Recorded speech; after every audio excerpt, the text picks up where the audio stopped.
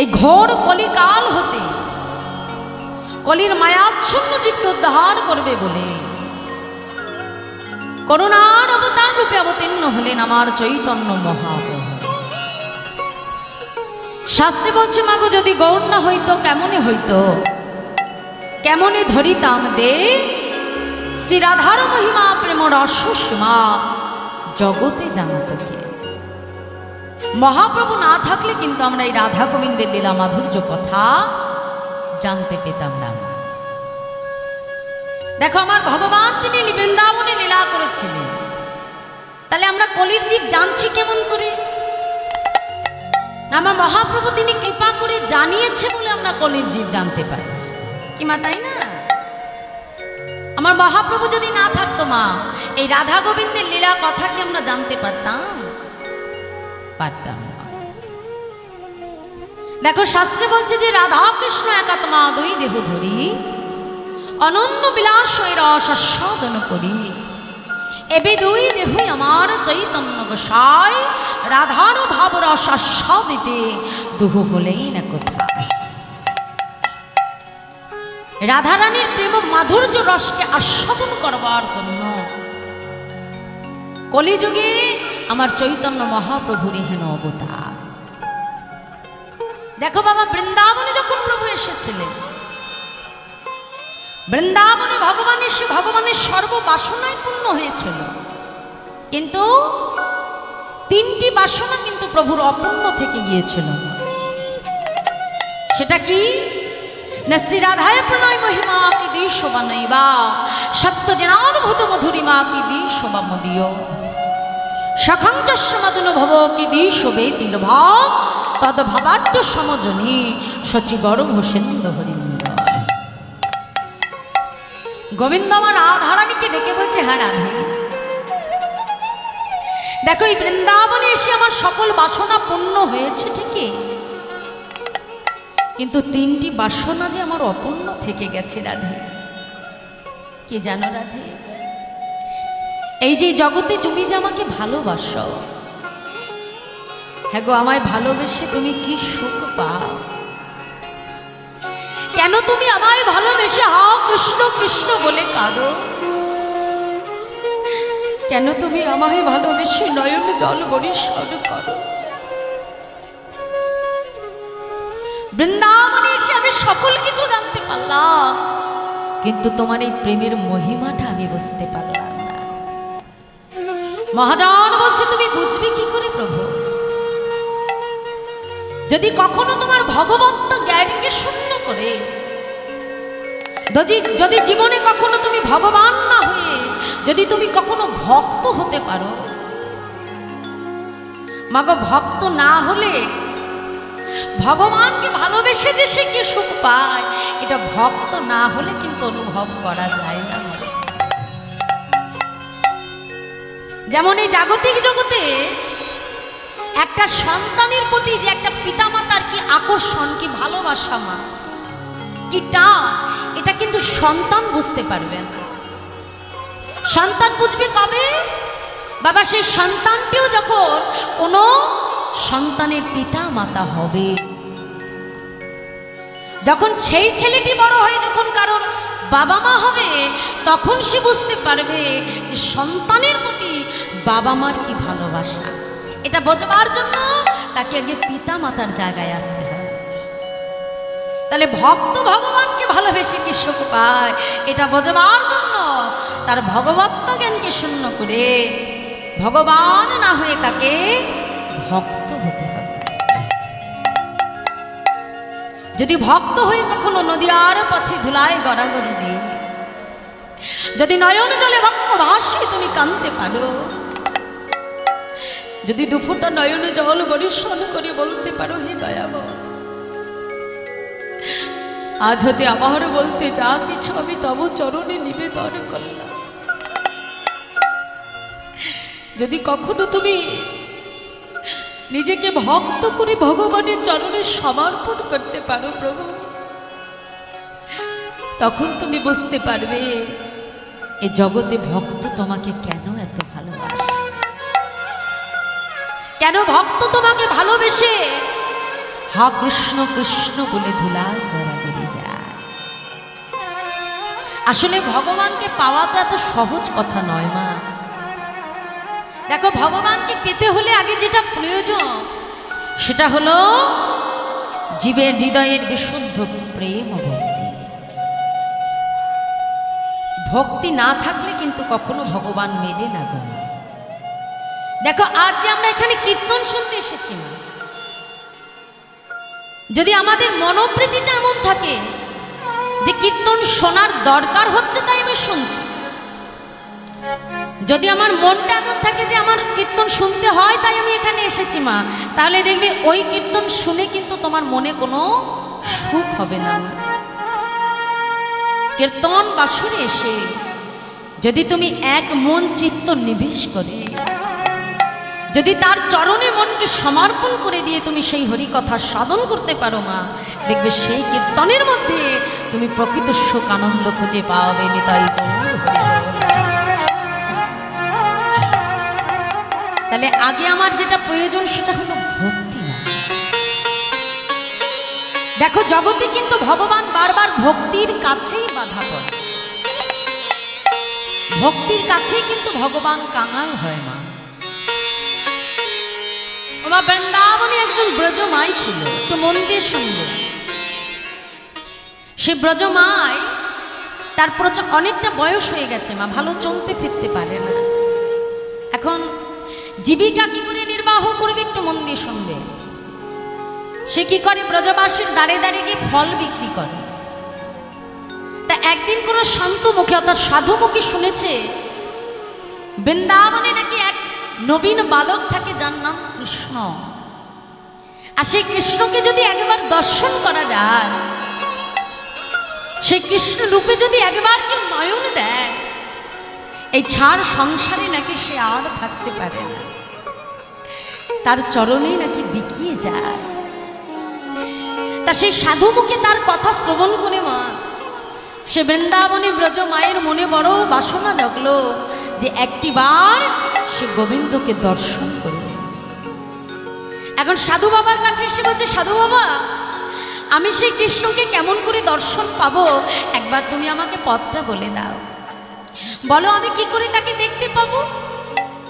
সাধু বাবা তাকে বলছে, শোনো মা, ওই গোবিন্দকে যদি তোমাকে দর্শন করতে হয়, তুমি প্রত্যেক দিন একবার ওই নন্দালয়ে যাবে, আর নন্দালয়ে যে পুরো নন্দালয়টাকে তুমি প্রদক্ষিণ করবে, আর যখন প্রদক্ষিণ করবে বদনে হা গোপাল গোপাল বলে উচ্চই স্বরে দুফোটা নয়নে জল তুমি তার জন্য বরিশন করো।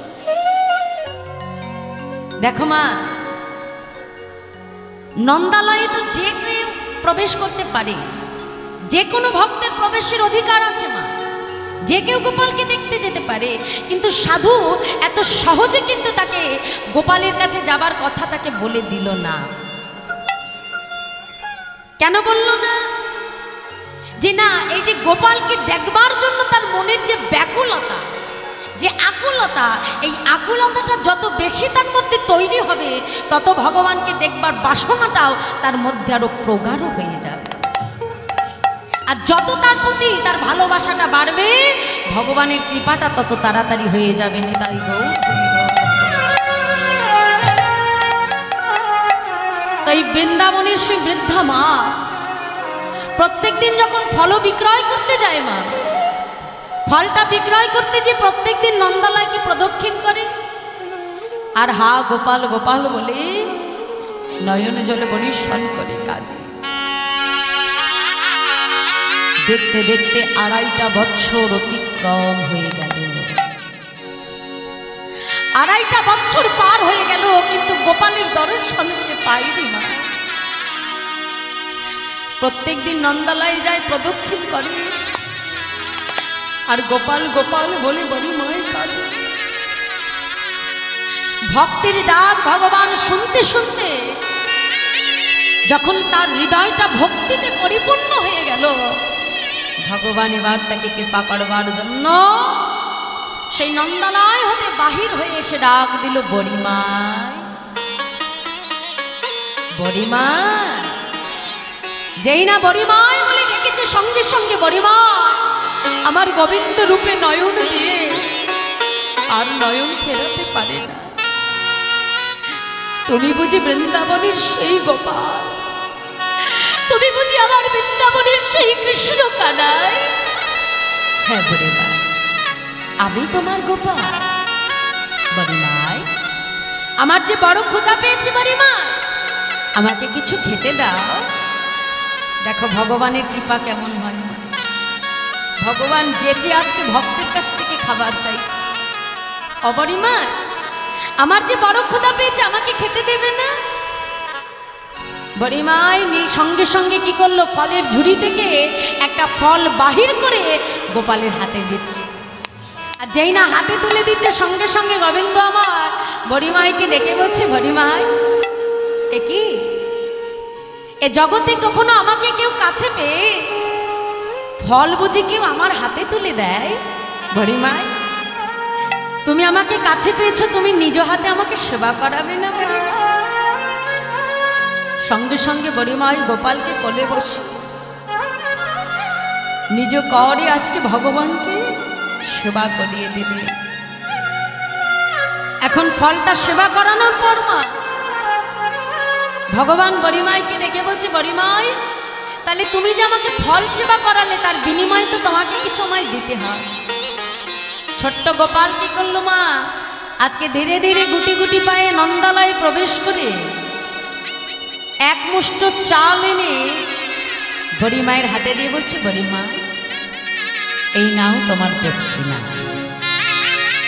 এই দক্ষিণা আমি তোমার হাতে তুলে দিলাম।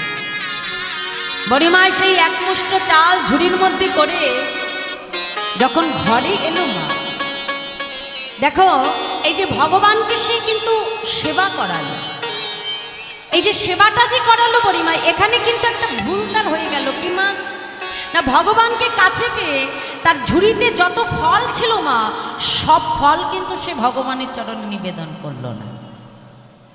দেখো আমরা যখন ভগবানকে ডাকি মা, আমরা কিন্তু সর্বস্ব কিছু দ্বারা ভগবানকে ডাকতে পারি না, আমাদের মনেও কিন্তু অনেক কামনা বাসনা চাওয়া পাওয়া থাকে। আজ বড়িমাই ভগবানকে কাছে পেয়ে তার সর্বস্ব কিছু দিয়ে কিন্তু ভগবানকে সেবা সে করল না, একটি ফল দ্বারা তাকে সেবা করেছিল। গোবিন্দ তার বিনিময়ে তাকে এক মুষ্ট চাল দিয়েছে, আর সেই চালটা এনে বড়িমাই যখন ঘরে ফিরে এসে তার ঝুড়িটা মাথা থেকে নামিয়েছে মা, দেখলো সেই এক মুষ্ট চাল আজ স্বর্ণ মুদ্রায় পরিপূর্ণ হয়ে গেছে। তাই বড়িমায়ের যত অভাব, যত দুঃখ, যত দারিদ্রতা, সমস্ত কিছু ভগবান এক নিমেষে দূর করে দিল মা।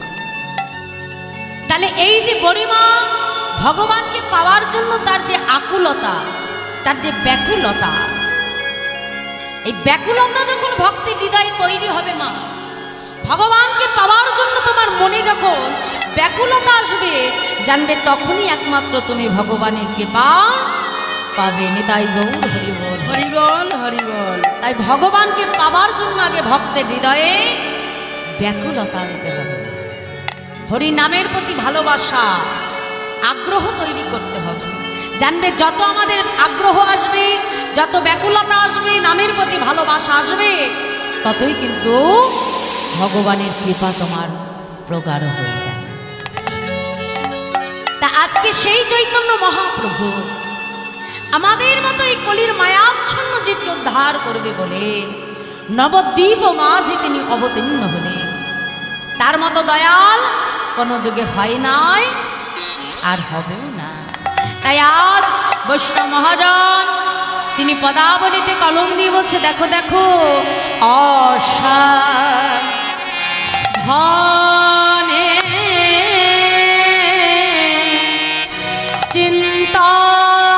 চিন্তামণি আমার বিধি মিলায়লো আনি অসাধনে চিন্তামণি আমার বিধি মিলায়লো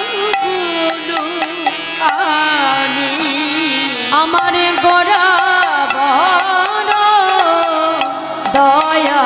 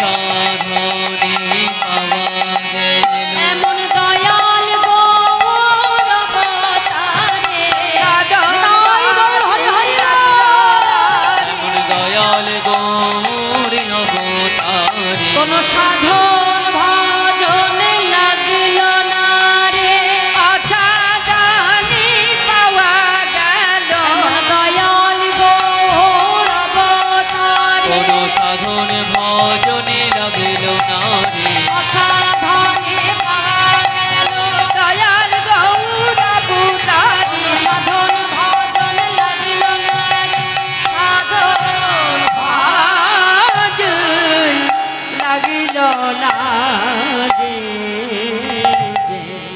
অসাধনে পাওয়া গেল সাধন ভজন লাগলো না।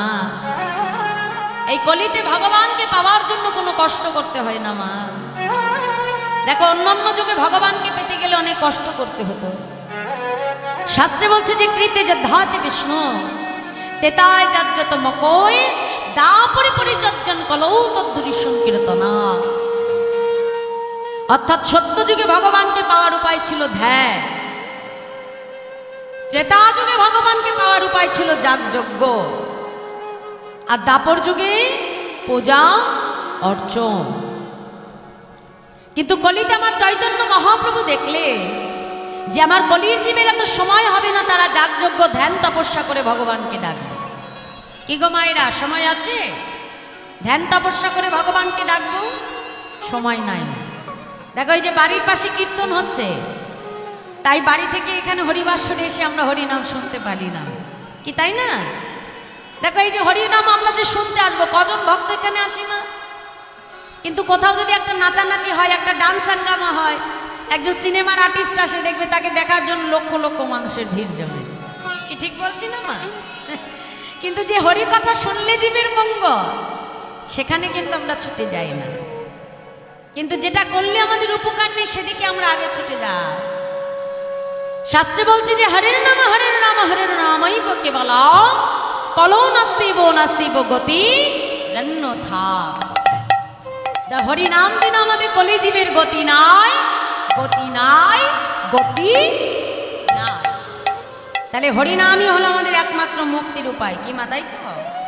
তাহলে সেই হরিনামকে আশ্রয় করে নবদ্বীপ মাঝ অবতীর্ণ হলেন করুণার অবতার আমার দয়াল গৌর হরি। সঙ্গে নিলেন কাকে? দাদা নিত্যানন্দ প্রভু। নদিয়ার রাজপথে দাঁড়িয়ে দুটি বাহু প্রসার করে নদেবাসীকে ডেকে ডেকে বলছে, নদেবাসী তোমরা সকলে আমার সঙ্গে বলো। কি বলবো প্রভু? তোমরা বলো, প্রেমানন্দে মেতে হরি বলো,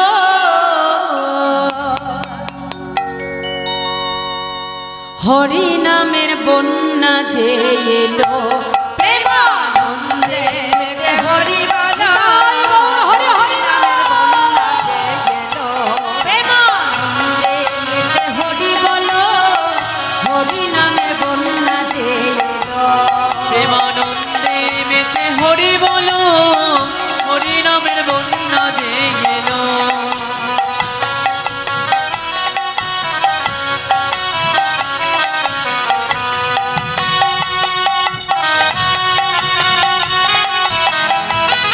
রাধে রাধে।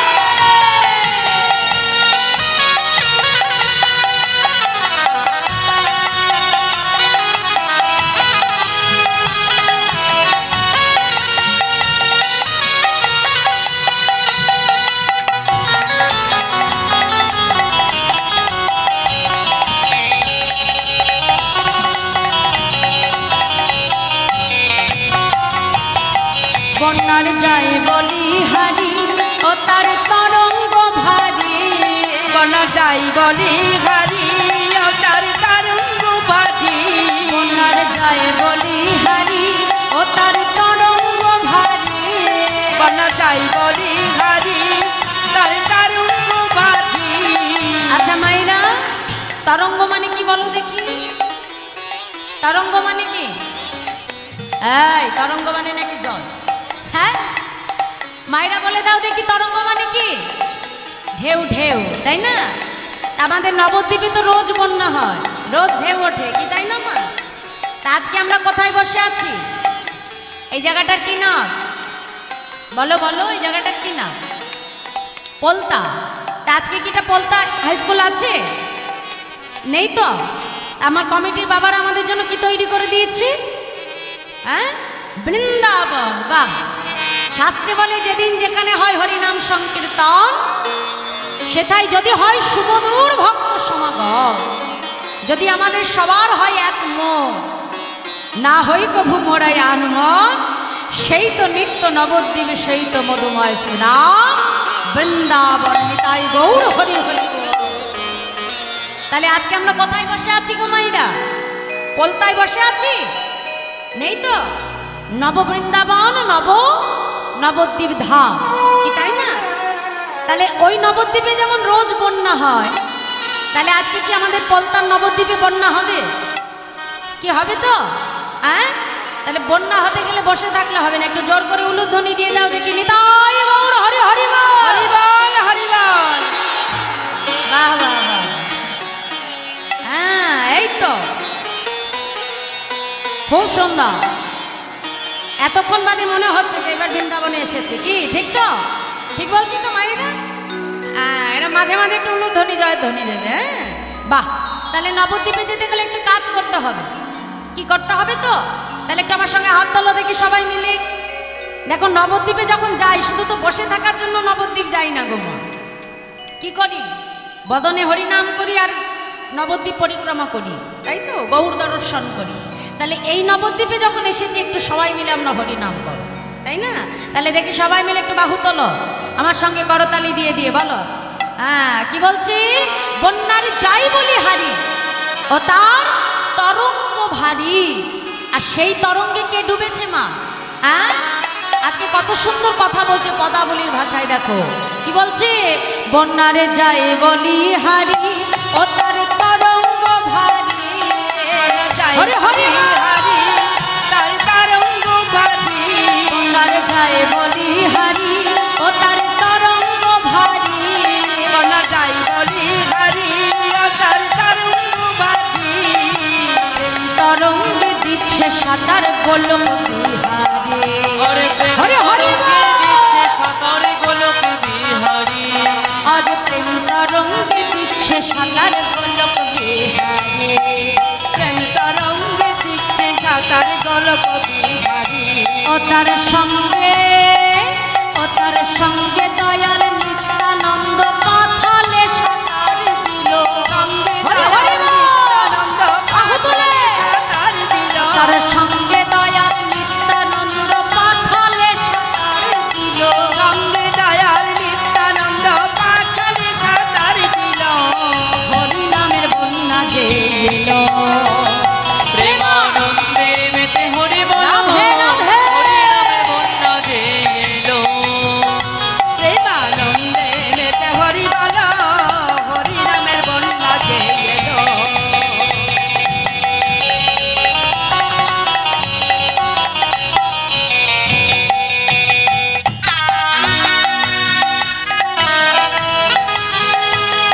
সবাই মিলে একটু বাহু তোলে, করতালি দিতে দিতে নেচে নেচে নবদ্বীপ সবাই মিলে বাহু তোলে।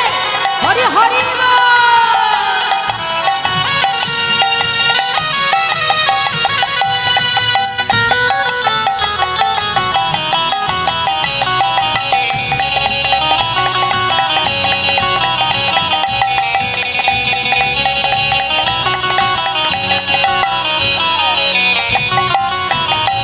এমন বন্যা দেখি নাই জীব শুকনাতে তলা।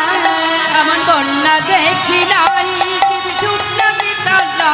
এমন বন্যা দেখি নাই জীব শুকনাতে তলা। এমন বন্যা দেখি নাই জীব শুকনাতে তলা। ডুবলো নদের পুরুষ নারী জাতির বিচার নাই। আর ডুবলো নদীর পুরুষ নারী জাতির বিচার নাই। আচ্ছা বলি, আমাদের হরিনামে কি কোনো জাতি ধর্মের বিচার আছে কি বাবা? আমাদের হরিনামে কি জাতি ধর্মের বিচার আছে কি? নেই তো। বলে যদি থাকতো তবে হরিদাস সে কাজীর ছেলে, সে বুঝি ঢুকে গেল। গেল হরিদাস হরি হরি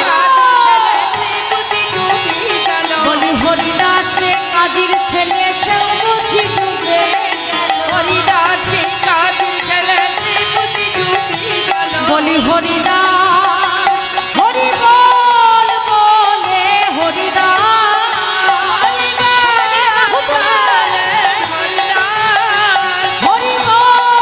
বলে হরিদাস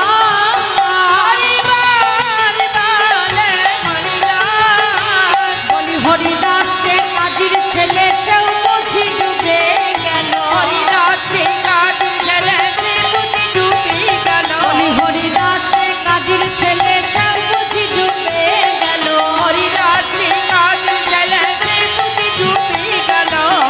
হরি নামে বন্যা যে এলো। প্রেমানন্দে মেতে হরি বলো হরি নিতাই গৌর হরি হরি বল।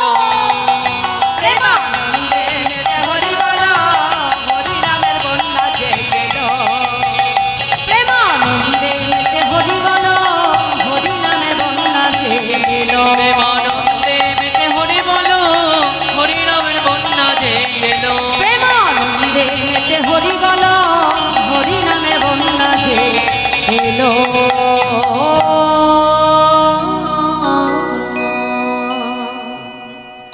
তাই এই আমাদের মতো কলির মায়াচ্ছন্ন জীবকে হরিনামের বন্যায় ভাসাবে বলে নবদ্বীপ মাঝ অবতীর্ণ হলেন আমার চৈতন্য মহাপ্রভু। আর সঙ্গে নিলেন করুণার অবতার আমার দাদা নিত্যানন্দ প্রভু। জীবের হাতে ধরে পায়ে ধরে প্রভু হরিনাম দিলেন। তাই বৈষ্ণব মহাজন বললেন তার মতো দয়াল কোনো যুগে হয় নাই আর হবেও না। তাই আজ পদাবলিতে কলম দিয়ে বলছে দেখো দেখো ভাই রে বাইরে ভাই আমার গোড়া গুলো কহনে না যা আমার গোরা গুণ কহলি না যায় কত শত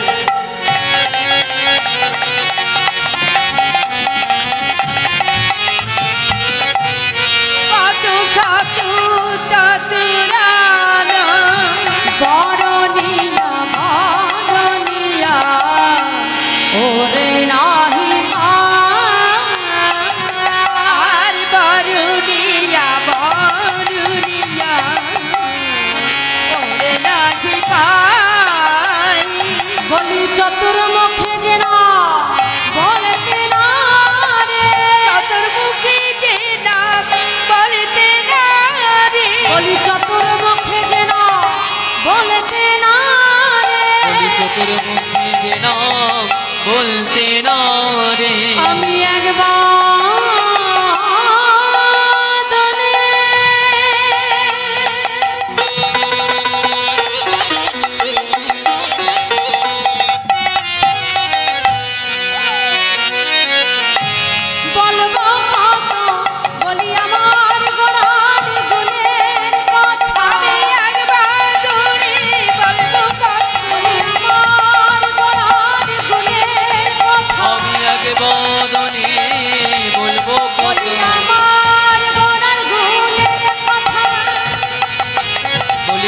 গোড়ারে গুণের কথা এক বদনে বলবো কত চতুর্মুখে যে না বলতে না রে বরণিয়া বরণিয়া ওরে নাহি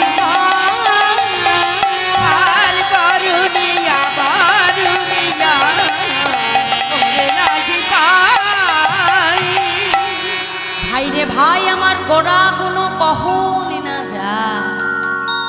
ভগবানের গুণের কথা, ভগবানের রূপের কথা এক বদন থেকে বলে কখনোই শেষ করা যায় না। আমার চৈতন্য মহাপ্রভু দেখুন, তিনি বদন থেকে কোনো শ্লোক, আমাদের জন্য কোনো মোটা মোটা গ্রন্থ তিনি রচনা করে যায়নি। 8টি শ্লোক তিনি বর্ণন করেছিলেন, যাকে বলা হয় শিক্ষাষ্টকম। এই শিক্ষাষ্টকমের সর্বপ্রথম শ্লোকে আমার চৈতন্য মহাপ্রভু বললেন, এই যে জগতে যে আমরা হরিকথা শ্রবণ করছি, এই যে আমি হরিনাম গাইছি, এবং আমার এই কমিটির বাবা, তারা সকলে মিলে ভক্তের দ্বারে দ্বারে ভিক্ষা করে এনে এই যে হরিনাম তারা দান করছেন না। আজ এই এক হরিনামের দ্বারা আমাদের এই 3 প্রকার জীবের কিন্তু 7 উপকার হয়ে যাচ্ছে। তোমরা শুনছো তোমাদের উপকার, আমি গাইছি আমার উপকার, আর যারা দান করছে তাদেরও সমান উপকার। তো উপকারগুলো কি বললেন মা? বললেন চেত দর্পণ মার্জনা, ভব মহাদাবাগ্নি নির্বাপনা, শ্রেয়া কৈরব চন্দ্রিকা বিতারণাং বিদ্যা বৌদ্ধ জীবনা, আনন্দম মুদিবর্ধনাং প্রতিপাদং পুণ্যমৃত স্বাদনা, সর্বাত্মা স্নাপনাং পরম বিজয়তে শ্রীকৃষ্ণ সংকীর্তন। কি বললেন? চেত দর্পণ মার্জনা। চেত মানে হলো কি? চিত্ত, মানে মন। ভালো করে বুঝে নিও মাইরা। আর দর্পণ মানে কি গো মাইরা? কথা বলো দেখি, দর্পণ মানে কি? আয়না। আর মার্জন মানে কি? আস্তে, মার্জন মানে কি? ঘষে মেজে পরিষ্কার করা, তাই না? যেমন এই যে আমরা হাটে যাই, বাজারে যাই, মেলায় যাই, দামি দামি আয়না কিনে নিই না মা? তা ধরো তোমার ঘরে তুমি খুব দামি একটা আয়না বসিয়েছ, তা সেই আয়নার উপরে যদি তুমি এক মুঠো কাদা তুলে যদি আয়নার উপরে মাখিয়ে রাখো, তাহলে আয়নায় কি কখনো নিজের মুখটাকে তুমি দেখতে পারবে? নিজেকে চিনতে পারবে? পারবে না। ঠিক চৈতন্য মহাপ্রভু বললেন বাবা, যে আমাদের প্রত্যেকটা জীবের হৃদয় মাঝে যে মনরূপী দর্পণটা রয়েছে, এই মনের আয়নাটা আমাদের জাগতিক জগতের কামনা বাসনা চাওয়া পাওয়ার ময়লা দ্বারা লিপ্ত হয়ে আছে। তাহলে বাজার থেকে কিনে আনা আয়নাকে আমি শ্যাম্পু সাবানে পরিষ্কার করতে পারবো মা, কিন্তু মনের আয়না কি কখনো শ্যাম্পু সাবানে পরিষ্কার করা যাবে না? তাহলে মনের আয়নাকে পরিষ্কার করবার জন্য কলিযুগে আমার মহাপ্রভু আনলেন কি? হরিনাম সংকীর্তন রূপে মা জননী তাই গৌর হরিবল হরিবল হরিবল। অর্থাৎ যত জীব হরিকথা শুনবে, যত হরিনাম শুনবে, তত জীবের মনের ভিতরের মলিনতা দূর হয়ে যাবে। আর যেদিন এই মনের ময়লাকে সম্পূর্ণরূপে সে পরিষ্কার করতে পারবে মা, সেদিন এই হৃদয় মন্দির মাঝে যুগল রূপে রাধা গোবিন্দের দর্শন পাবেন। তাই গৌর হরিবল। তাহলে সর্বপ্রথম উপকার হলো হরিনামের দ্বারা মনের মলিনতাকে দূর করা যায়। দ্বিতীয়, ভব মহাদাবাগ্নি নির্বাপনা। হরিনামের দ্বারা আমাদের সমাজের চারপাশের আগুনকে নিভিয়ে দেওয়া যায়। যদি বলো মা কেমন করে? দেখো বর্তমান আমাদের সমাজে চারপাশের যা অবস্থা মা, ভাইয়ে ভাইয়ের মধ্যে মারামারি, ছেলে মেয়ের সঙ্গে পিতামাতার দ্বন্দ্ব বিভেদ, কেন? টাকা পয়সা সম্পত্তি বিষয় আশয়ের জন্য। কিন্তু একবার যদি আমরা কখনো চিন্তা করি মা, এই জাগতিক জগতের বিষয় সেটা কিন্তু আমার সম্পদ নয়। ভেবে দেখো মা, আমি 4-5 তলা বাড়ি তৈরি করলাম, 4-5টা গাড়ি তৈরি করলাম, ফ্ল্যাট তৈরি করলাম, এগুলো তো অনেক পরের কথা মা। যে শরীরটা নিয়ে আমি সারাদিন চলছি, একবার ভেবে দেখো তো মা, তোমার এই শরীরটা কি তোমার? এই নিজের দেহের মালিক কি তুমি হতে পেরেছো মা? কি মাইরা, এই দেহের মালিক কি আমরা হতে পেরেছি? তাহলে নিজের দেহের যদি মালিক হতে না পারলাম মা, তাহলে এই জাগতিক জগতের বিষয়ের মালিক আমি হব কেমন করে? এই জাগতিক জগতের সম্পদ এটা আমাদের সম্পদ নয় না, ক্ষণিকের জন্য। আজ আমার আছে, কাল আমার অবর্তমানে আরেকজনের হয়ে যাবে, তাই না মা? তাহলে এই চৈতন্যটা যদি একবার কারোর মধ্যে চলে আসে মা, তাহলে দেখবে সেই সংসারে এই সম্পত্তি বিষয় আশয় এই জাগতিক জগতে কামনা বাসনায় কোনো ভেদাভেদ তৈরি হবে না। তাহলে এই যে চৈতন্য মা, এই যে চেতনা, এই চেতনা যদি তোমাকে হৃদয়ঙ্গম করতে হয়, তাহলে তোমাকে কোথায় আসতে হবে? হরিবাস। যত ভাগবত কথা শুনবে, যত তুমি হরিনাম শুনবে, ততই দেখবে মা তোমার মনের পরিবর্তন হচ্ছে। আর এই পরিবর্তন হতে হতেই দেখবে জাগতিক বিষয় আশয় থেকে জীব মুক্ত হতে পারবে। তাই একমাত্র হরি নামের দ্বারা আমাদের সমাজের চারপাশের আগুনকে নিভিয়ে দেওয়া সম্ভব। তাই বললেন ভব মহাদাবাগ্নি নির্বাপনা শ্রেয়া কৈরব চন্দ্রিকা। চন্দ্রিকা শব্দের অর্থ হলো চাঁদের আলো। একটা চাঁদের আলোয় যেমন শালুক ফুল অর্থাৎ শাপলা ফুল প্রস্ফুটিত হয়, এই কলিযুগে গোড়ারূপী চাঁদের আলোয় প্রত্যেকটা জীবের ভক্তিরূপী শালুক ধীরে ধীরে বিকশিত হতে শুরু করেছে। তাই বললেন শ্রেয়া কৈরব চন্দ্রিকা বিতানানাং বিদ্যাবধূ জীবনা। আবার এই যে হরিনামকে মহাপ্রভু আনলেন মা, এত চারপাশে হরিনাম হচ্ছে কথাটা ঠিকই, কিন্তু এই হরিনাম সবাই গ্রহণ কিন্তু আমরা করতে পারছি না। তাই মহাপ্রভু হরিনামকে বধূ শব্দের অর্থ হলো নারী জাতি, এই নারী জাতির সঙ্গে তিনি তুলনা। আর কি বললেন আনন্দাম্বুদিবর্ধন, অর্থাৎ হরিনামের প্রত্যেকটা পদে পদে কিন্তু বাবা পাওয়া যায় প্রকৃত আনন্দ। দেখো এই যে যতক্ষণ আমরা হরিবাসরের মধ্যে থাকব, আমাদের কারোর মনে কিন্তু কোনো দুঃখ কষ্ট থাকবে না বাবা। থাকে কি? ভেবে দেখো তো মায়েরা, থাকে কষ্ট? থাকে না। কিন্তু যেই এখান থেকে আমরা সংসারে ফিরে যাব, এই আনন্দ কি আর আমাদের থাকবে মা? থাকবে।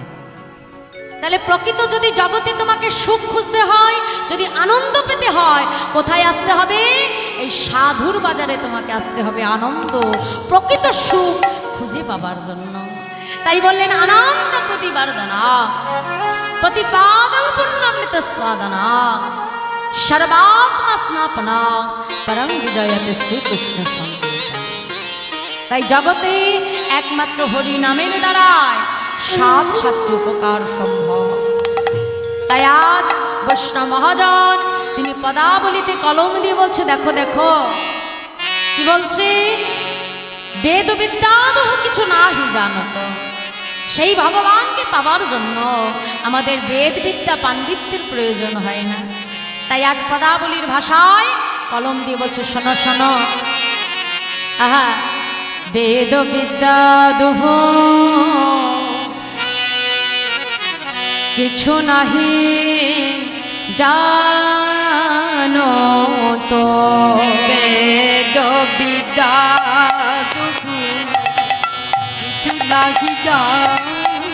ওরে বেদ বিদ্যাদহ কিছুই নাহি জানো তো, সে যদি রঙ্গ করে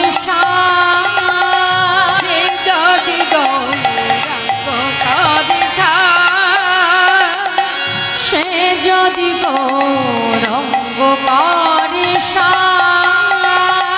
সে যদি গৌরঙ্গ করে ঠাকুর নয়ন দেখতে ভালে, সেই তো সকলে জানে। ঠাকুর নয়ন আনন্দে বাণী, সেই তো সকলে জানে। সর্বসিদ্ধি সর্বসিদ্ধি করতলে তার সর্বসিদ্ধি সর্বসিদ্ধি করতালি তার। ও তারি কিছুই জানতে লাগে না গো, কিছুই জানতে লাগে না গো, ও তার কিছুই জানতে লাগে না গো। সে জন গৌর চরণ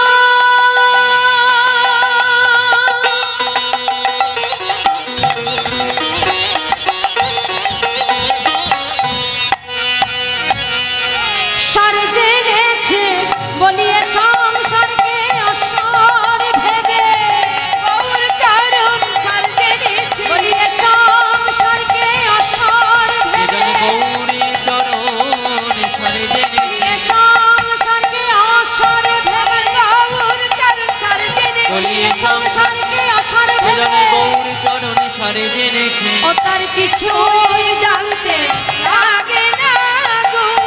সর্বসিদ্ধি সর্বসিদ্ধি অরতলে আর সর্বসিদ্ধি সর্বসিদ্ধি পরকালে বেদ বিদ্যাদুহ কিছু নাহি জানত, সে যদি গৌরঙ্গ করে সার, ঠাকুর নারায়ণামৃতে ভালো সেই তো সকলে জানে, সর্বসিদ্ধি করো তলে তা। জয় রাধে।